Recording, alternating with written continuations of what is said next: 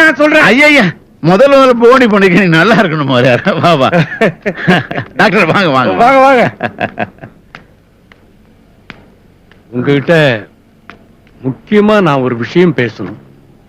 நமக்குள்ள பேசுறதுக்கு என்ன இருக்கு, நீ போயா. அப்படி கொஞ்சம் தள்ளி நின்னு பேசலாமா? எனக்கு நேரம் ஆச்சு, நிறைய வேலை இருக்கு, பேச வேண்டியது இங்க பேசுவோம்.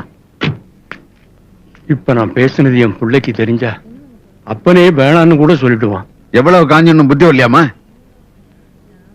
ஒரு நெல்ல நாளா பார்த்து மருமகளையும் பேத்தியும் வீட்டுல கொண்டாந்து விட்டுருங்க, அவனை நான் சமாளிச்சுக்கிறேன்.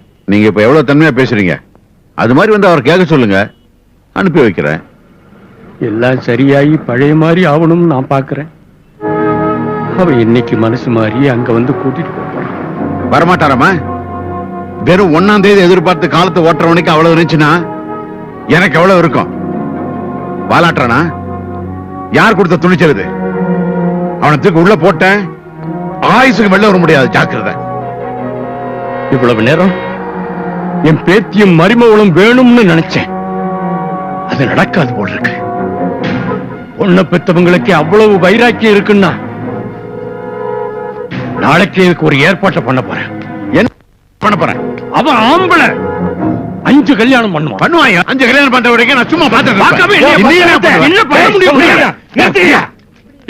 இத பேசுறதுக்கு தான் இங்க வந்தீங்களா? ஏதோ ஒரு நல்லது நடக்கணும்னு 2 பேரும் இங்க வர வச்சேன், கடைசியில இப்படி அசிங்கப்படுத்திக்கிறீங்களே. எவ்வளவு குழந்தைங்களுக்கு அப்பா இல்லாம இருக்காங்க, எவ்வளவு பொண்ணாட்டிக்கு புருஷன் இல்லாம இருக்காங்க. செத்த போயிட்டாளுங்க. பங்கன் நடத்தலாம் கண்டவனை கூப்பிட்டு, அறிவு கட்டவன, இதுல என்னைய கூப்பிட்டு அவமானப்படுத்திட்டு எடா வண்டிய